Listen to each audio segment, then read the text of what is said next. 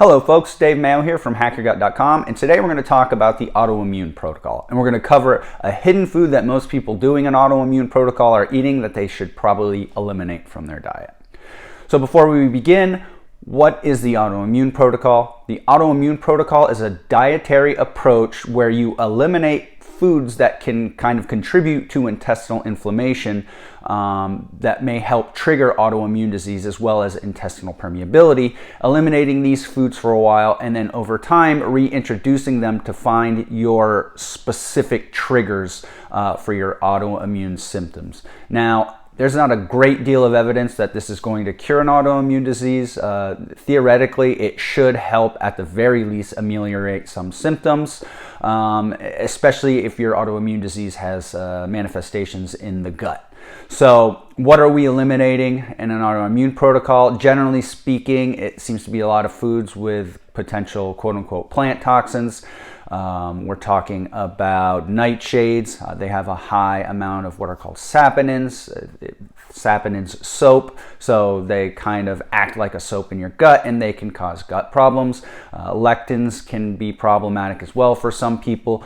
Gluten is another big one that many people are familiar with. But also there is the elimination of foods that are generally pro-allergy, such as eggs, soybeans, nuts and seeds, and things of that nature. And then of course we have things that cause general inflammation in basically everybody, such as alcohol. You eliminate these foods for a period of time and then you begin reintroducing them one at a time. And as you should be able to surmise by this description, everybody's going to start with effectively the same autoimmune protocol, but should end with a completely unique and personalized autoimmune protocol. I think this is missing from a very big conversation.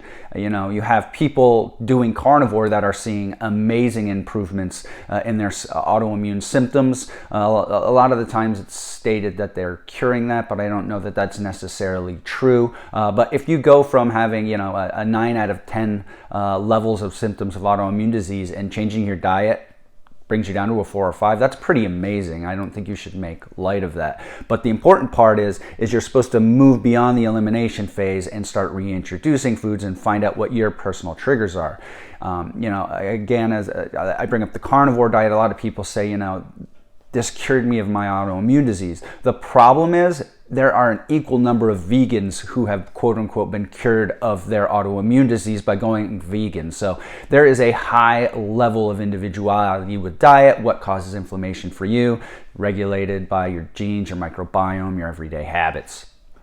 So I've mentioned all of these things, and as you can kind of imagine with this autoimmune protocol, you're generally eating fresh meat and some level of vegetables that do not have these problematic components in them. However, there is one food that a lot of people don't really know can be problematic. I've gone through a number of websites looking at the autoimmune protocol. It's simply not mentioned at all. When you read about these, you know, say you can eat beef, you can eat chicken, you can eat fish, blah, blah, blah, blah, blah. One thing missing from the conversation is pork. And what's really interesting about this is there was recently a paper looking at, you know, let's look at a bunch of different foods and see which ones correlate with something called molecular mimicry. So molecular mimicry is a component of autoimmune disease. It's believed to be one of the biggest contributors. And what that is that things that enter your body that are foreign, potentially large undigested food particles or things of that nature, resemble components of your body that the immune system recognizes from the food and then begins attacking in your body. So they looked at all these different foods: cow, turkey, pork, soybeans, things of that nature. And what they found was, of all of the foods tested, pork happened to have the most components, molecules that resemble human tissues, and a number of autoimmune diseases. We're talking about Graves' disease, multiple sclerosis, big time. I also believe rheumatoid arthritis was one of those. The problem is a lot of people don't know that pork can be problematic, and so they don't remove it from their diet. And in that instance, they may be doing what they believe is an autoimmune protocol and not doing everything they can to kind of tamp down inflammation and prevent molecular mimicry from happening.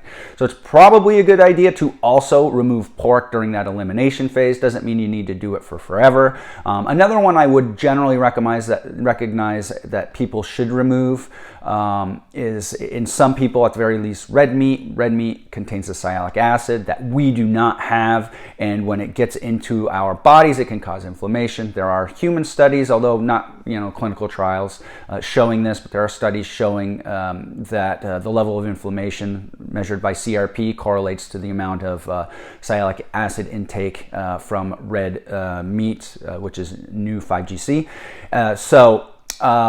Red meat might be something you also want to pull out during this elimination phase. If you're somebody who regularly eats red meat, however, you will develop a microbiome that actually kind of detoxifies this form of sialic acid.